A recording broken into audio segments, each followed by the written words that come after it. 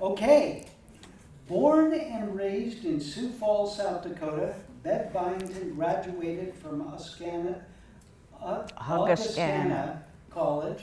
She was a teacher counselor in Minnesota before coming to Fairbanks in 1970. She met her first Alaskan friends, Liz and Bill Berry, when she volunteered at the Techne Art and Craft Co-op. She volunteered at Crisis Line and was a school counselor at Lathrop. Bev taught art, psychology, and sociology at West Valley and received a sabbatical to research study skills and motivation. She also worked at Ryan, Tanana, and Howard Luke Academy. She created a focus program, a school focus program on being a successful student. Bev has volunteered at the Farmers Market and Jorgensen Botanical Garden, and more recently, she said, she's contributed to the Fairbanks Retired Teachers Association and the Fairbanks Drama Association. But I knew you years ago at FDA, so it's not just recently. Anyway, over the years, she has shared her artistic skills with community, and in 2022, helped paint street murals in downtown Fairbanks as part of the grant-funded initiative overseen by the Fairbanks Area Surface Transportation Planning. She designed this year's poster for the Tanana Valley State Fair. We'll show that later. Please welcome Bev Byington.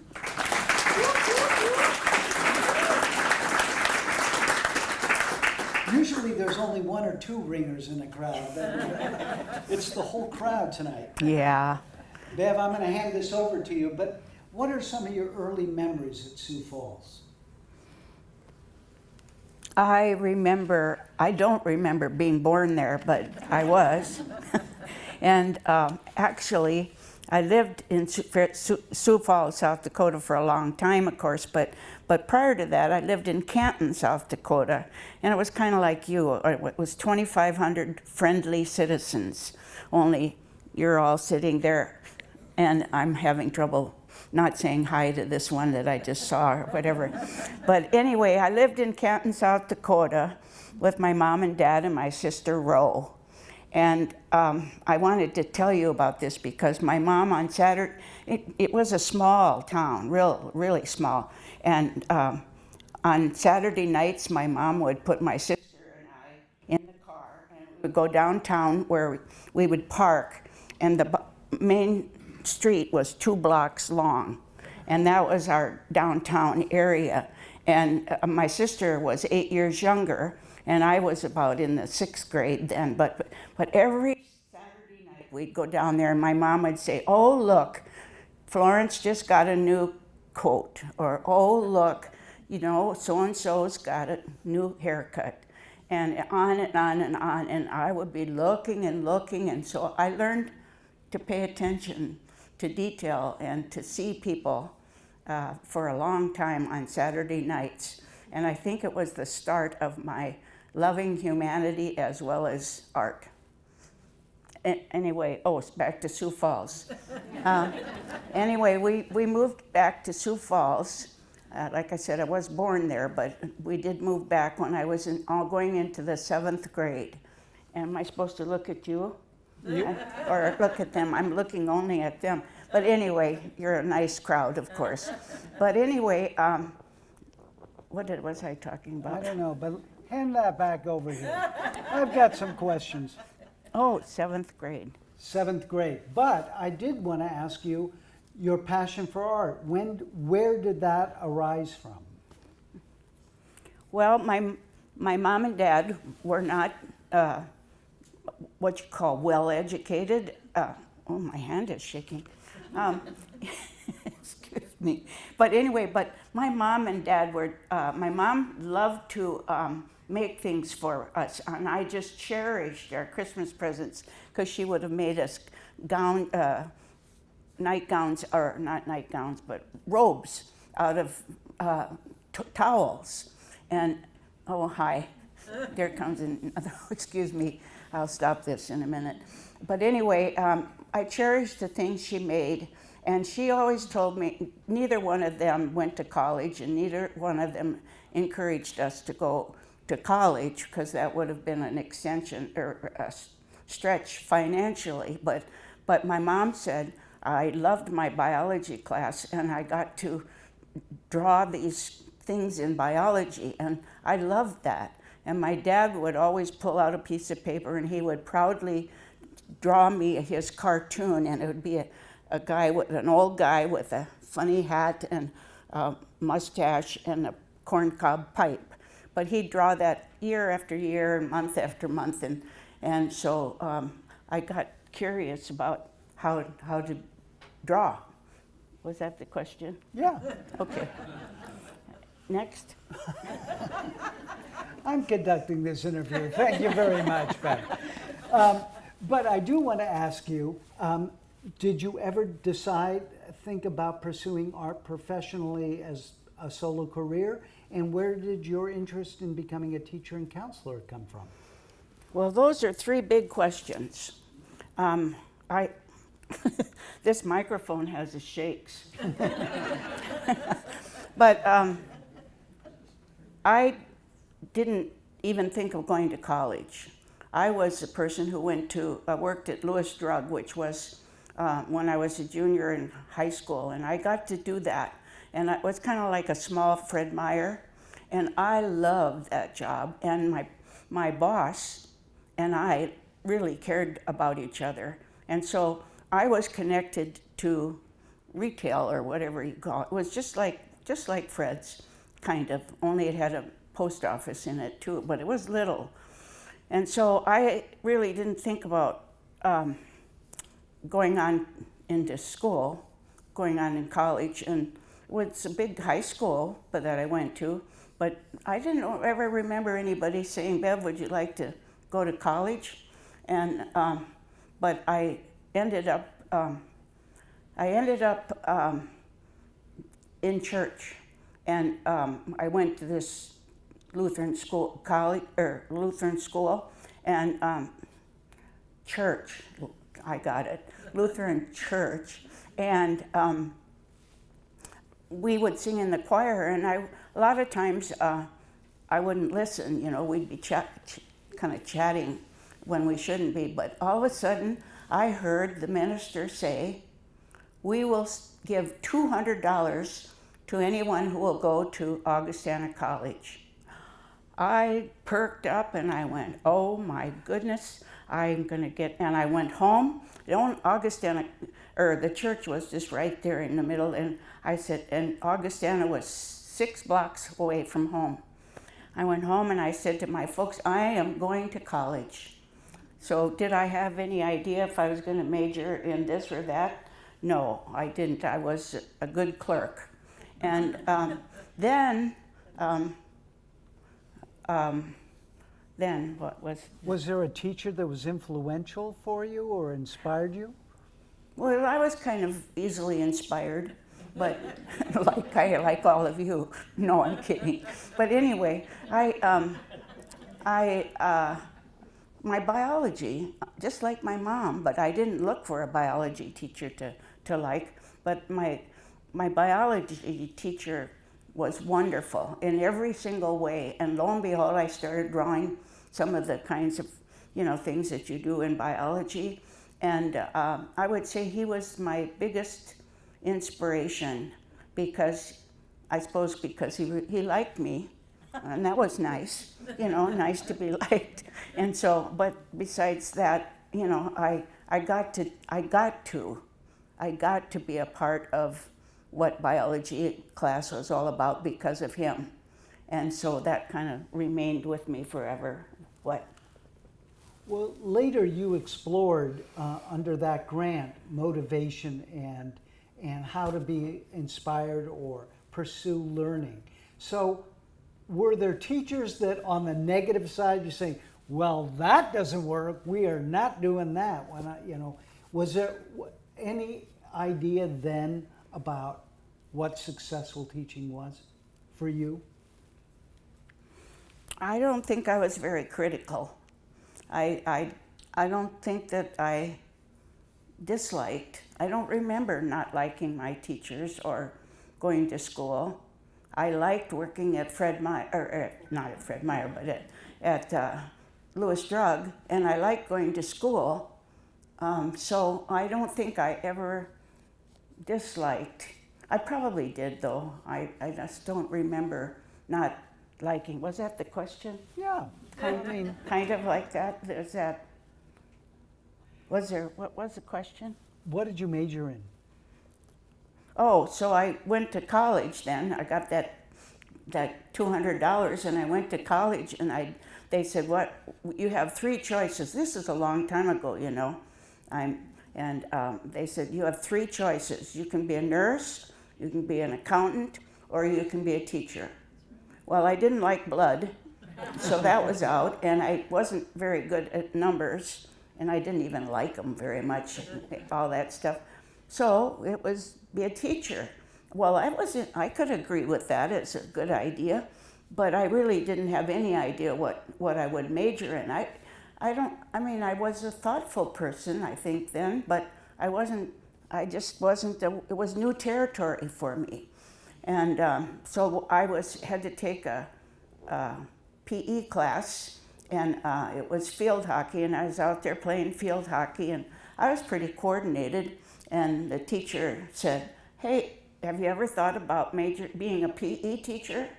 I said, "No." My mother wouldn't even let me try out for cheerleading. She thought it was too strenuous, but she was a really wonderful mom. But she did say that, and I said, "No." I said, I hadn't taken a PE class. So I hate to say it, I was kind of I was in the dark about a lot of things, but it was still pleasant and being in that dark.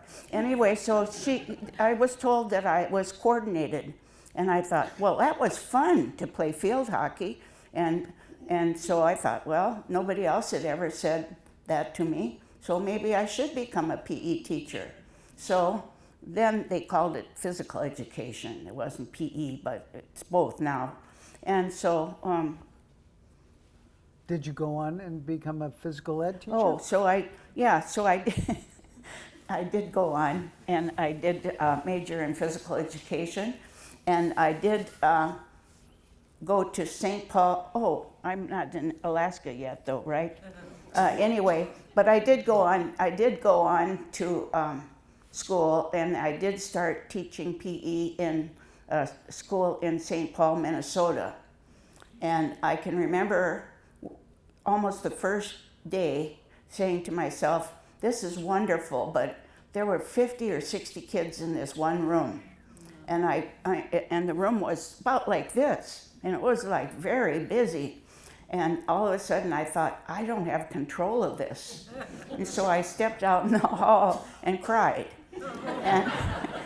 and somebody came out after a little while. She said, "I've been sent by your class, and we want you to know that we will be good from now on." And so, I didn't do that on purpose to get them to pay attention, but it was how it happened. And so I taught PE, and even though, like I said, it was limited situation in terms of room.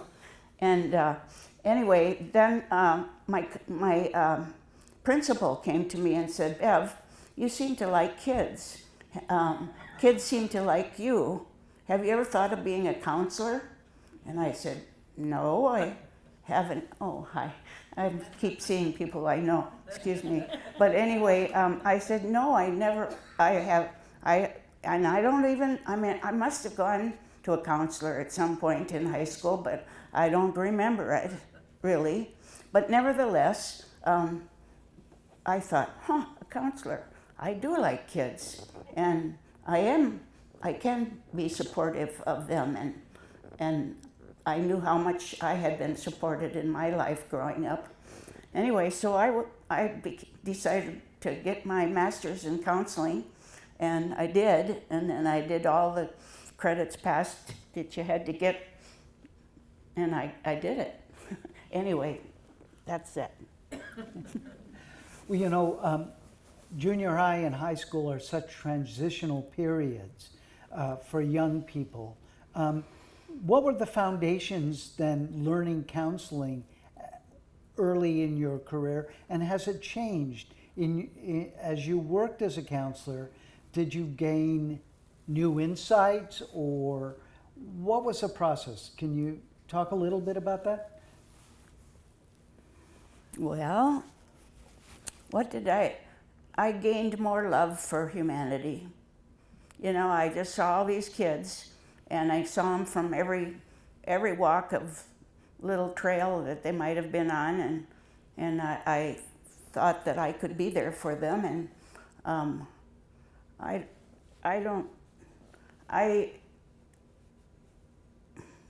just liked them, and I liked the teachers, and it was easy to.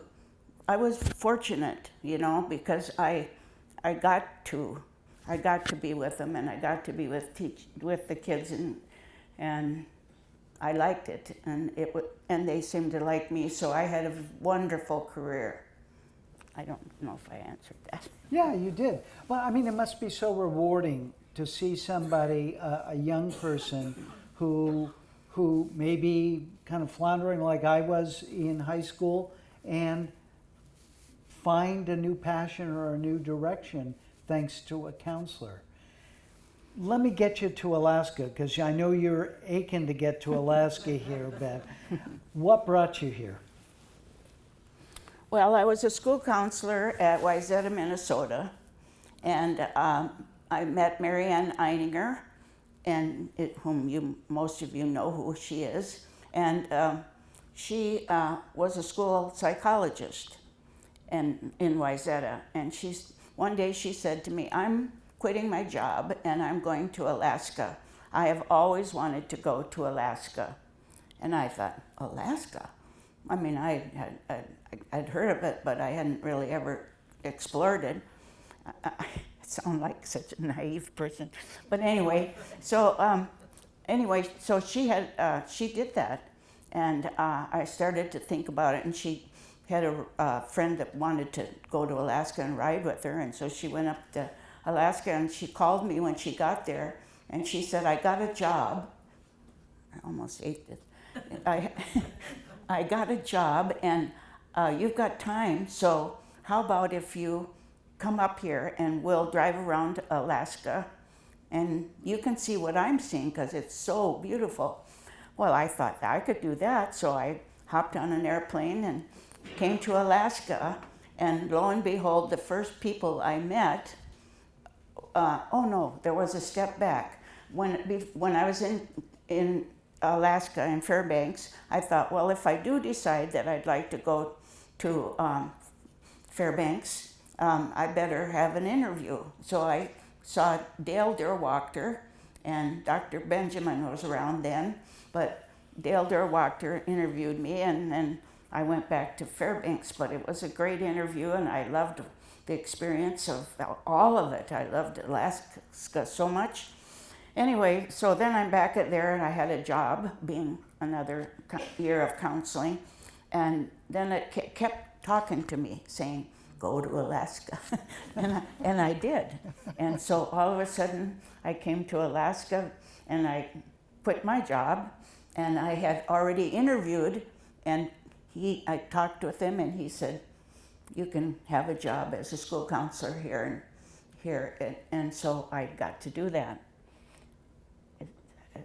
What about your impressions of Fairbanks when you were? Well, yeah, my impressions of Fairbanks is that of Alaska. I mean, I'm here 53 years later.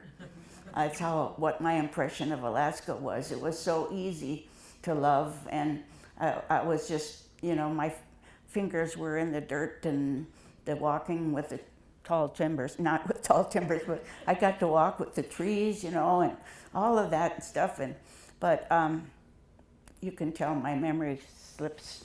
Well, I want to hear about Liz and Bill Berry. How did you meet them? Oh yeah, so I get off, the first people, my first friends are Liz and Bill Berry. And you go, oh my goodness, many of you remember Bill Berry and Liz. And they had Mark and Paul, and we became just the best of friends. And then that was another step, because Bill was this art person, and I was a counselor still thinking about art, and he had Monday night sketch groups. So I started going to Monday night sketch group, and I said, Bill, will I ever get to be an artist? You think I could ever get there? Because he was so good. He was good at age 3. He was just something else. And Liz, of course, was interested in pottery and silk screening, and many of you remember them well, I know. And of course, I got to meet all kinds of people because there was saunas. And so I went to I got to go to saunas and out in the woods and wear, felt boots and all of that. Anyway, it was just one thing after another that just warmed my heart. And Bill gave me a birthday present. And my birthday was, I won't tell you because I know you'll all want to send me cards, but no, I already had it. But anyway, he gave me a painting, and Bill loved naked women. And I mean, he loved his wife. Probably, anyway, I won't go there. But anyway, Bill loved a naked woman, and he painted, it was like this by this, a painting, just for me. And it was a naked woman at the front with the carrot. And then there was this huge turtle in the middle, about that big, and the woman on the front, like I said, she's naked, but discreetly, Anyway, and she's holding the carrot, and there's another naked woman behind with a match under its bottom. And he made this saying up for me, and it was, by dint and pain and prodding, and with the constant lure of beauty, it is possible to become an artist. And he made that up, and he made it up for me, and so and of course he'd go to Mount McKinley in the summer, and he'd paint. Many of you remember his paintings that he'd come back with, and oh my goodness, all those paintings were something else. And Liz continued, and when she was 40, she decided to get not a degree, but become competent in pottery. And I'm sure many of you have Lizberry pots at home, and I have lots of Liz's pots. And Liz and Bill worked together on the pottery. And so I just, and Paul and Mark grew up from way back then. They grew up, and they both live in Gustavus, and they love it, and one's a plumber, and the other one is, they're both into the wonderful working for others.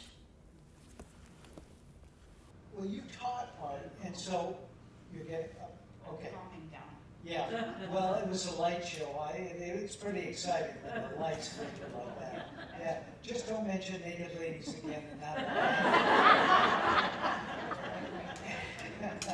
Anyway, so but I'm kind of curious. So you have become an artist. You teach art, and so what was that transition for you?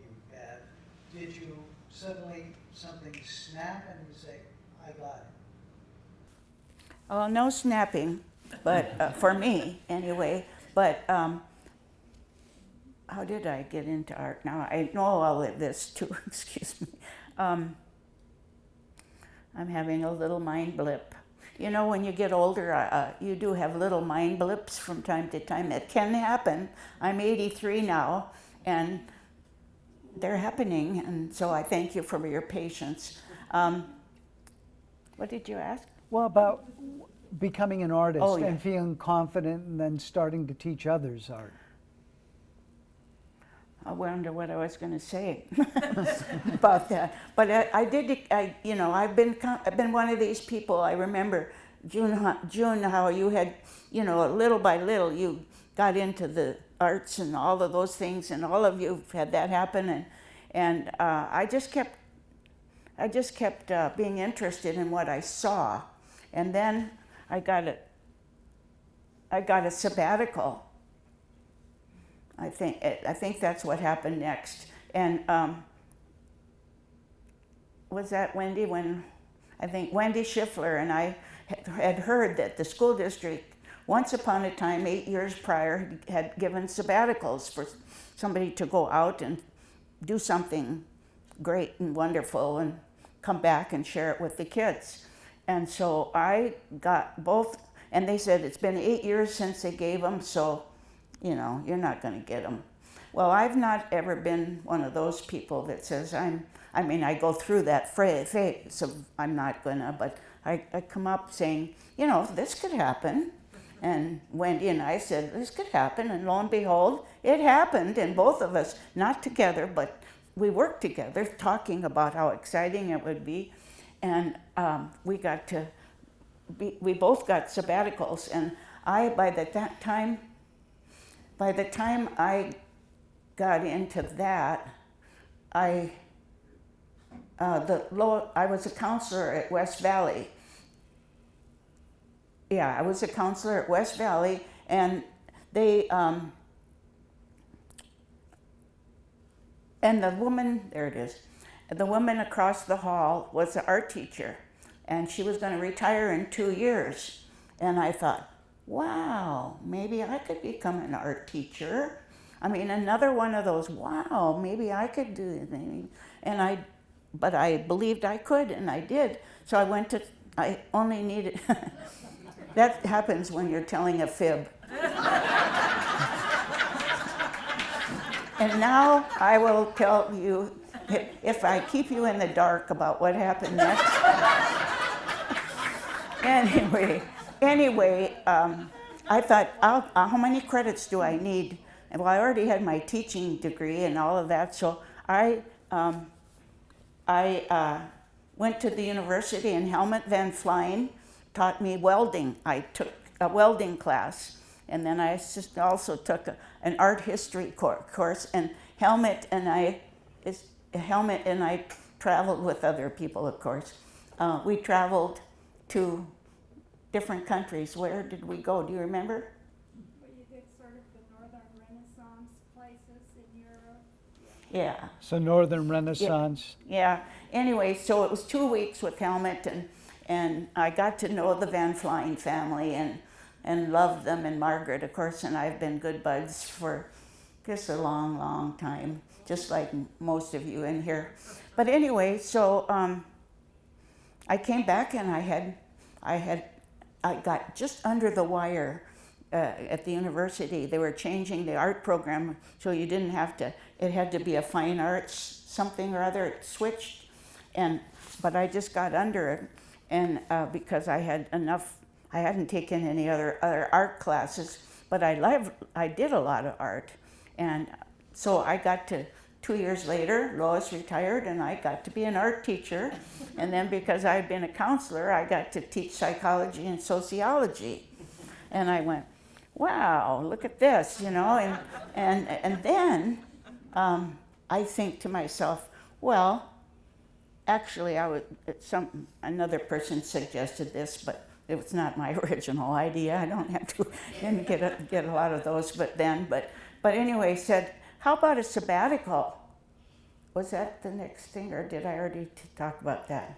We No. talked about Wendy and you pursuing. We got the sabbatical, yeah, and then, oh, I'm sorry. I've lost my train of thought. Well, let me ask happens. It happens. Can I ask you a question? Oh, maybe. So I can see that counseling technique is very effective. But seriously, you mentioned 3 big topics. There's psychology, counseling, and art.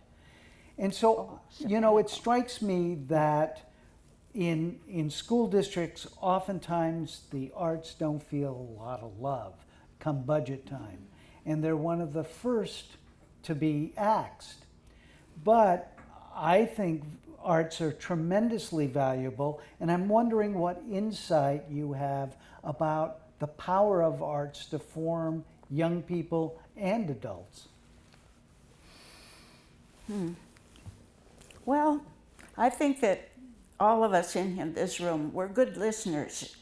And if we listen to what kids like, and we watch them and, we use our own experience. I mean, think of how much experience each of you has about, and you get to share that with your grandchildren and with your children's children and all of that. And I mean, I ended up an art teacher. Because my mom, partly because my mom told me that she loved biology drawings. Look at how things continue to happen. And so I don't really understand why they cut the ones that the music and all that. Look at how many of you are so excited to, somebody who plays an instrument and they're learning to play what's the one that Keola likes? The ukulele. Kids, they're not, they get exposure to music and to art and to all those things. But I interviewed 50 teachers who had been retired for 1 year, 2 years, and 3 years. And I asked them, how was your retirement? What did you do? And what are you doing? And, they all said different things, of course, but the things that you like to do, kids like. They like those kinds of things. So I just have to say it's a puzzle to me why they would. I suppose there's only so much money to go around and you have to cut something. So, but I never personally have been able to understand. I haven't, a lot of things I haven't been able to understand, but that's one of them is, it's like, oh man,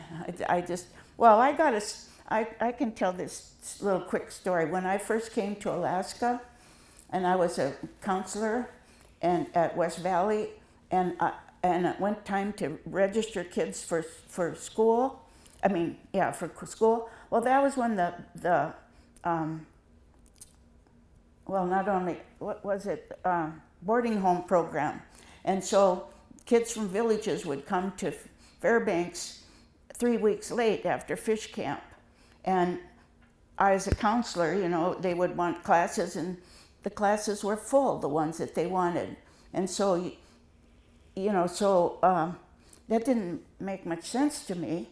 But again, I pursued. I like to explore, and I would think that comes from all of you. You like to explore too. And so anyway, I wrote a grant, and I'd never written a grant before because I thought, well, these kids have to have what they want when they come to school. And so I went to 14 villages, and I got the grant, and I got to be the one that went out, and I'd be dropped. I'd never been in a small plane. I'd never gone to any of the villages, and I got to one place I landed, and they whisked me off to fish camp, and I got to watch them catch fish and cut fish and hang fish. And this was not to talk those kids into coming to Fairbanks. It was because they didn't have schools in their villages. So this was because they were already coming to Fairbanks, and they got to have the electives that they wanted, and that was such a treat for me to all of that. Anyway, the next year after that, they stopped the boarding home program, and they started building schools in the villages, and so the kids got to go their own classes, and it was wonderful. Okay, you started to talk about, though, earlier, your sabbatical, and you wanted to study how to motivate kids. And one of the entities you visited during your sabbatical was the Army. So you didn't go to the traditional school motivation sort of things, or maybe you did. Tell me about that search and why you pursued that. Well, I had just, I had gone to teaching art, psychology, and sociology, and having been a counselor prior to that, teachers, parents, counselors were saying kids aren't applying themselves, or they are applying themselves. I mean, it was everything that you could possibly imagine. And I thought, well, that doesn't quite measure up. And so I decided, like he said, I decided to focus on study skills and motivation. And we've all picked up our skills all kinds of places, just in school maybe, but hardly ever. We've picked them up at everywhere. And anyway, so I registered. So I applied for that, and it was on study skills and motivation. And when I went out around down in the lower 48, I saw that, I thought Army, and there was a big poster about Army, and I called that number, and I said, what are you doing for your special project? And they said, well, we do goal setting. And I went, aha. That was something I was interested in. That was a long time ago, but I mean, I still am, but anyway, the bottom line was that study skills and motivation. And what I found was just what you already know. You know, in your heart, you know how to motivate yourself, or you know how to skirt around motivating yourselves, or you know how to work with your little ones, your grandkids and your friends' kids, and you know, all of that. And so I learned that, and between that and then that was the time when the people were putting a big piece of butcher paper up like that and drawing, you know, they'd conduct a meeting, and to motivate people, they would draw circles, and they would draw lettering and use different colored pens. But the Army was mostly focused on goal setting. And so between goal setting and graphics out like this, I continued to pick up things that I like to do. And so whenever there was an in-service, sometimes we go to meetings and we don't necessarily think they're exciting or enough or whatever, but I loved them in services because I got to draw the person's tie, but I learned how to, you know, draw the person's tie and listen for 3 points that person was trying to put across. And I would put a line out here from this part where it was tied, and I'd put another line out from here. But so I illustrated the content. I never doodled. I never went to meetings or in-services and just drew. I never, I never said, oh boy, that was boring. I didn't have to, because I was responsible, and I learned about how people and why people become responsible.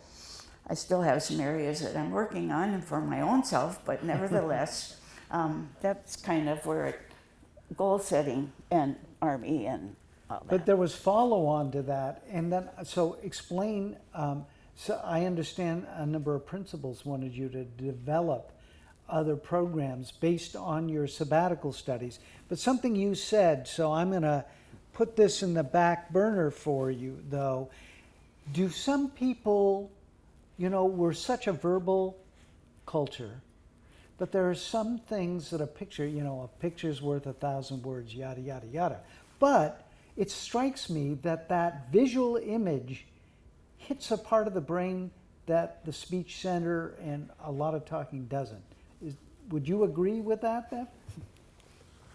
Well, I don't know if I followed it exactly, but You have to draw it first.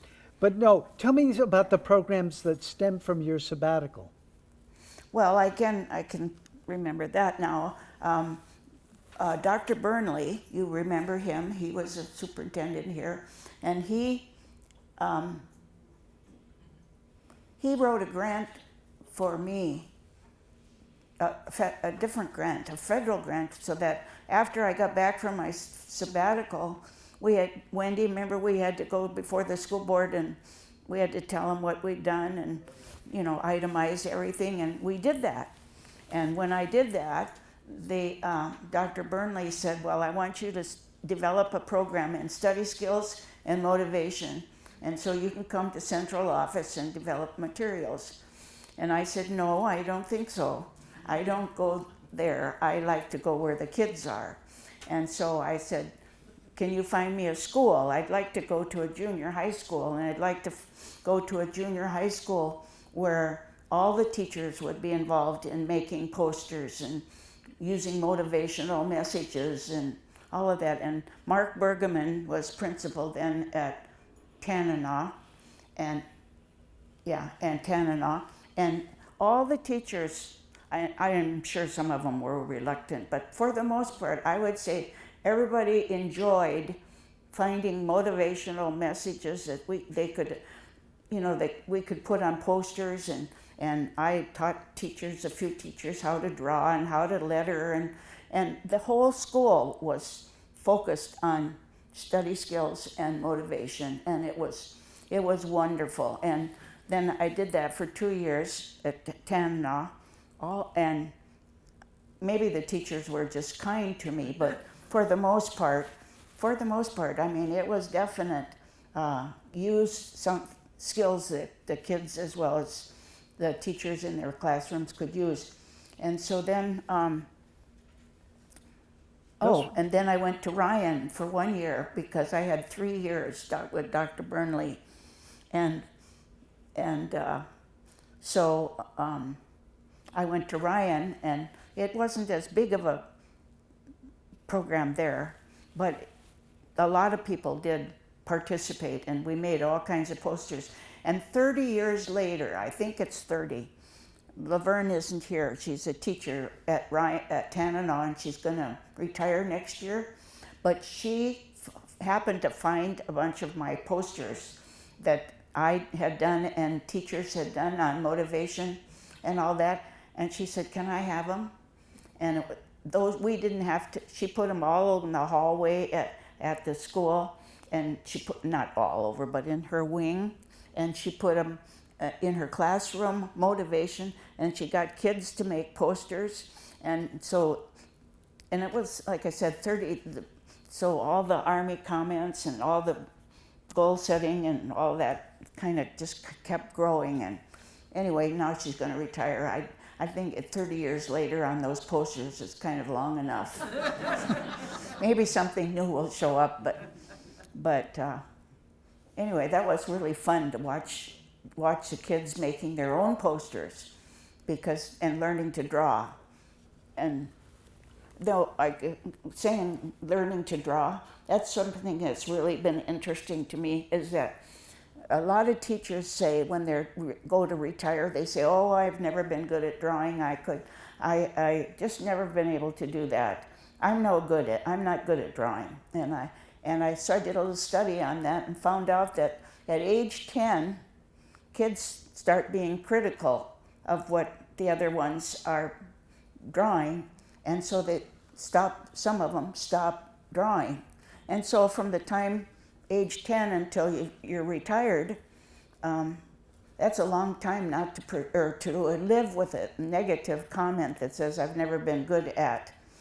And I've done a lot of work since my degrees and stuff in positive thinking and all of that. And I did the EST program. I did all kinds of programs on how to think.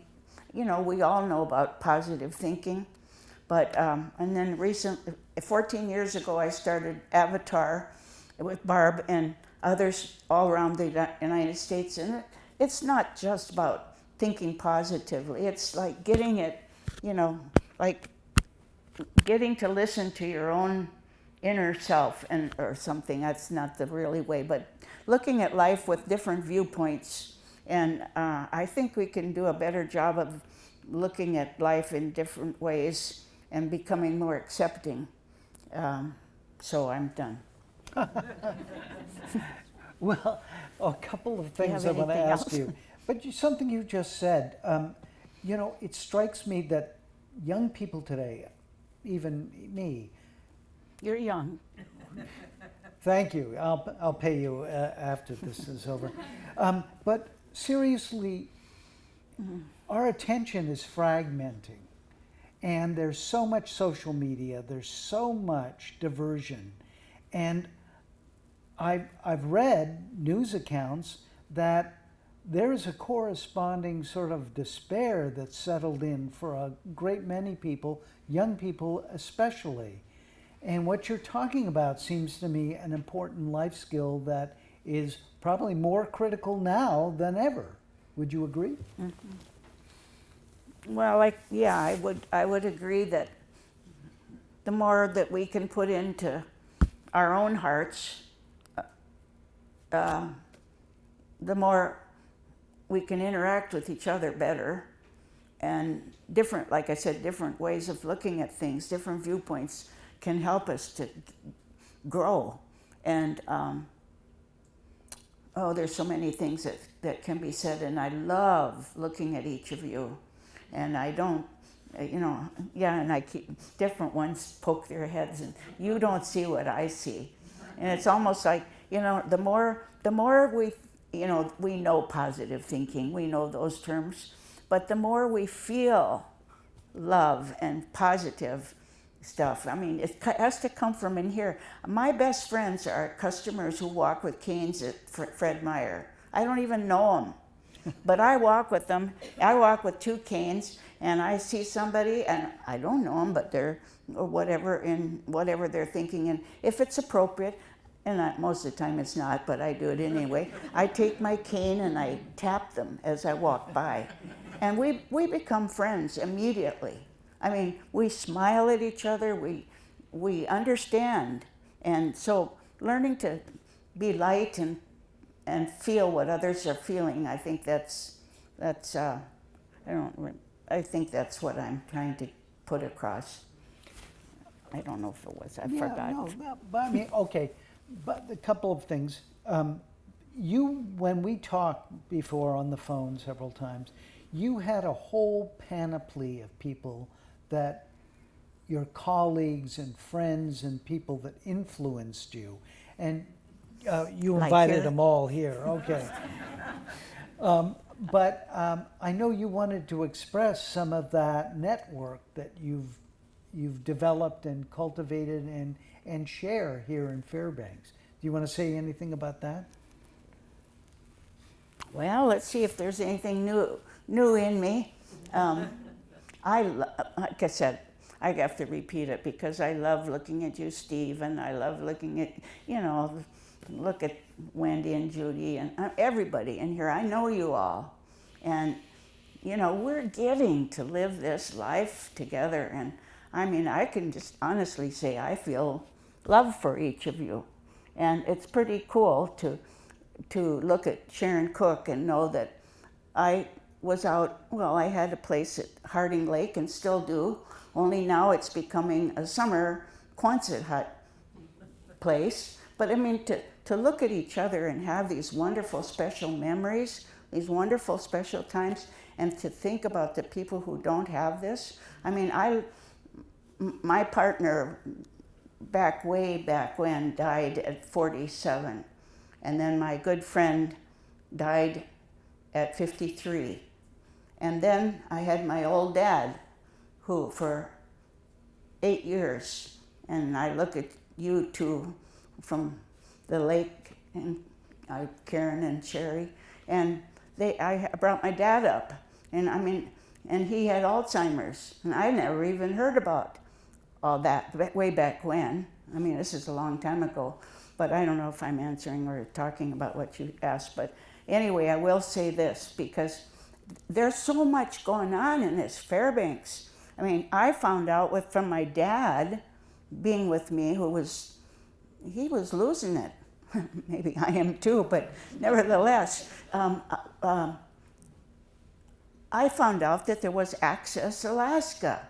Just like you, many of you are finding out there's aging in the home. We're finding out that and I get to, many of you are saying, I've always wanted to act, but I've never dared to go up on stage. And here's a Fairbanks Drama Association that would love to have any of us, do anything there. And so I'm just saying that there's just so much available to us, and you know it as well as I do. Maybe you even know it more, right, Eleanor? Yeah, you know it. So this morning I was driving by my neighbor, and she was sitting in a chair, sitting in the sun, and I said, "You look so," I rolled the window and I said, "You look so beautiful sitting there." And she said, "Oh, thank you." She said, I said, "It's beautiful," and blah, blah, blah. Anyway, all of a sudden I said, "And now you get to live here." She just got this home within the last year. She said, "Oh," and she said, "I'm starting to cry. I'm so happy." I mean, look at that happened today. That's a highlight of my day. And it's a highlight to keep, for all of us, just to keep focusing on these little small things. Did I even come? Sounds good to me. So I want to talk a little bit about the FAST project and the street murals. Oh. And the value of public art. Do you want to say a bit about that, Bev? Yeah, well, you all know, you never know what you're getting into. You know, we know that feeling, right? And we go, "Oh my, I made this." Oh. But anyway, I saw an ad in the paper, and I'm sorry to repeat it to a lot of you. You've seen it, or heard me say it, and it said, we're going to give 4 proposals, and so we want to test some paint and to see if the street paint will last and so on. Well, you know, I love color and paint and, you know, that kind of thing. And I thought, I thought it said I thought it said that they paint a sidewalk. And I thought, yeah. And I went, "Bev, you can't even get down on the floor or get up, and you can't even whatever, and you're just down there anyway." And I said, "Yeah, but it would." I was talking to myself. "Yeah, but it would be fun." And I made it fun, and I got the grant. The only thing was that it was the whole street, not just the sidewalk, and so. You know, I mean, but then Barb and her daughter, Barb Carlin, and her daughter Heather Lambert, and I said, "Will you help?" Help. Anyway, and Barb did all the calculations, and my strawberry that I had drawn that was about like this had to end up this big. It was just an incredible thing, and Barb did all the figuring, and Heather did all kinds of the paintings, and then all of a sudden, all the people I can see, many of you who were there, we had 2 days to paint the street, and people just came in and volunteered. Look what we have in this community, and I don't have to tell you this because you know what I know, and you feel what I feel, and that we're pretty fortunate. Am I talking too long? You are not. Okay. What's next? What's next? What was it? What else? Well, I think you've hit on this theme in the last couple of answers, but your passion for volunteering. And over the years, Crisis Line is an example, the Garden Borgerson Garden here. So why this drive to engage with community events and activities like that? What do you get, and why is it important for our civic health? That's a good question, isn't it? Yeah. You know, I mean, I haven't really thought of it in that with the words just like that, but looking at each one of you and our paths have crossed one way or another, as well as people. Hi, Terry. I saw you way back there. But you know, our paths have crossed in one way or another, in lots of ways. What was the question again? I got distracted. Why do you volunteer so much? Oh, why do I volunteer? Just like you. You volunteer. That's why I said I didn't. When I told Michelle, I said there are all kinds of people that volunteer in all kinds of ways, and you know them, and I know them, and Steve is on the board for the drama association, and on Terry's on this, on the board, and and so on. You know, we've all participated, and we're just so grateful. I mean, if we get overwhelmed, go volunteer at something. I mean, I love it. I love thinking about what's possible. And I wanted to say, and I love you too. But I can't see some of the people there, but you know, I must have something more important to say about it, but I can't think right now. Okay, before we open the questions from the ringers, and boy, are you going to get grilled from that. I do want to ask you, what's ahead for you and Barbara? What do you got planned? Well, Barb Carlin and I are partners, and we want to go to Iceland. And so we're going to go to Iceland coming up here in a month, and that's pretty cool. But I feel a little funny because I said, is there a place you want to go? And she said, I've always wanted to go to Iceland. And I thought, I never have thought about that. But you know, it's kind of been like that my whole life. I stay open to possibilities, and it's amazing what shows up. And plans. She has to put up with me and my memory loss, but she's doing a beautiful job. And Barb and I, but with her idea, applied for a Rasmussen grant. And you know, you think, well, aren't you a little too old to do things like this? But Barb's younger than me. She's only 78. And anyway, so we're supposed to hear any day if we got it. And so that's pretty exciting, and for the future.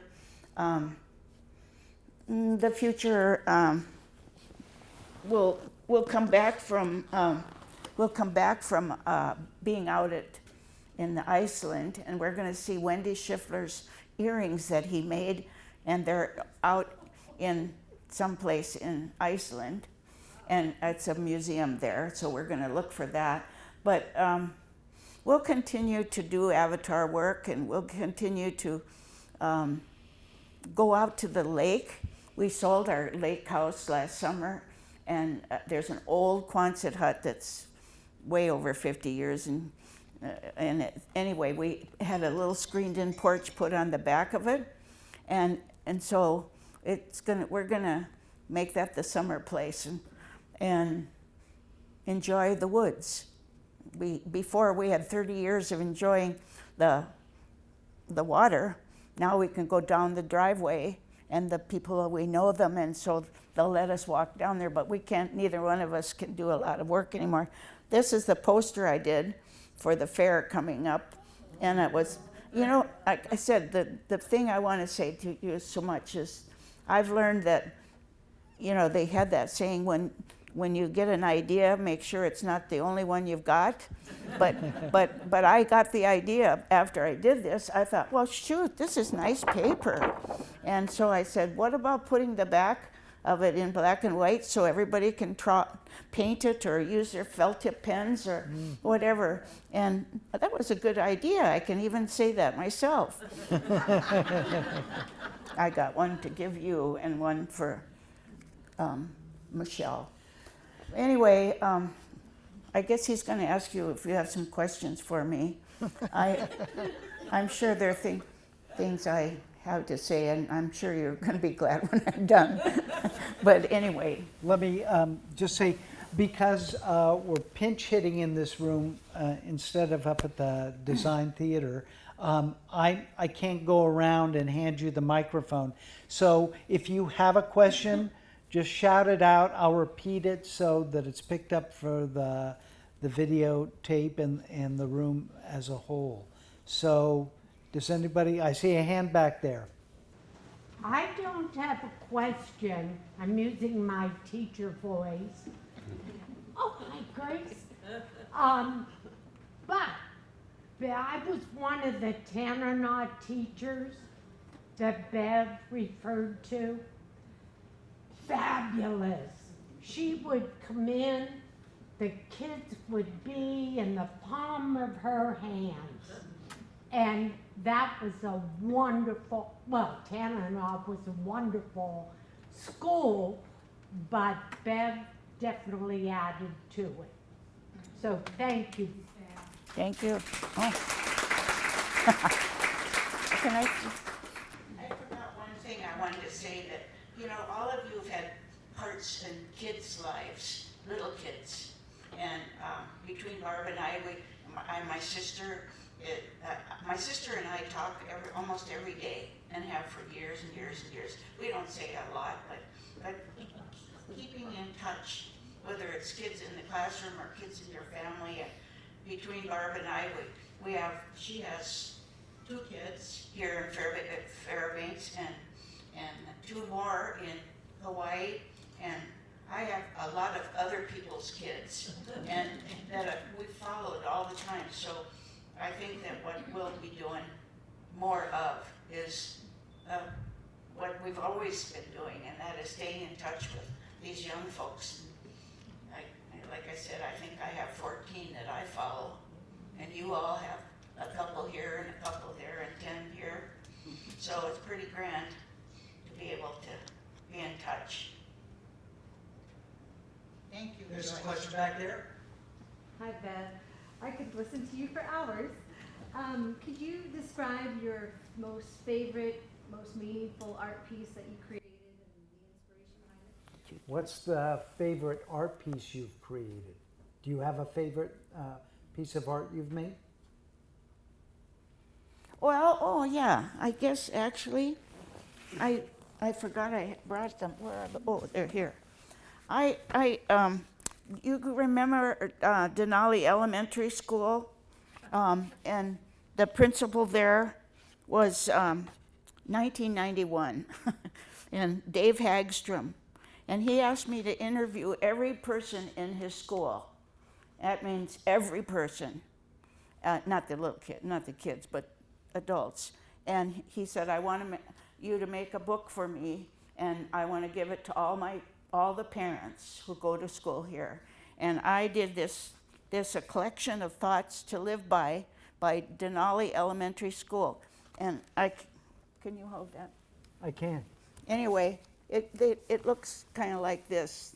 And I did a page on each person. And when I didn't use any of my words, but because I listened, I could hear what they really was the core, like be here for each other. And there would be all of these 50 different quotes, and almost all of them said, "Where'd you get that quote?" And I said, "From you." I said, I didn't put any of my words in here. And anyway, and that was in 1991. That one, and if any of you want a copy of that, I'll make copies of it, and I'll give you one. And if you don't want it, that's okay too.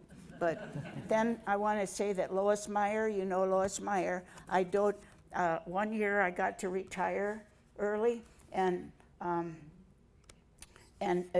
people said, oh, well, I wasn't going to retire till I was 65. They thought, I don't know what I'd do, because I thought I'd be 65, do it then, retire then, but they'd only be 50 because they've qualified like I did. You know, so many years old and so many years teaching and so many of this. Anyway, and so there's Lois Meyer. I did this one. It says, begin somewhere. And that's what I say to you and me, you know. Begin somewhere with your things that you like to do, and I know you all do it.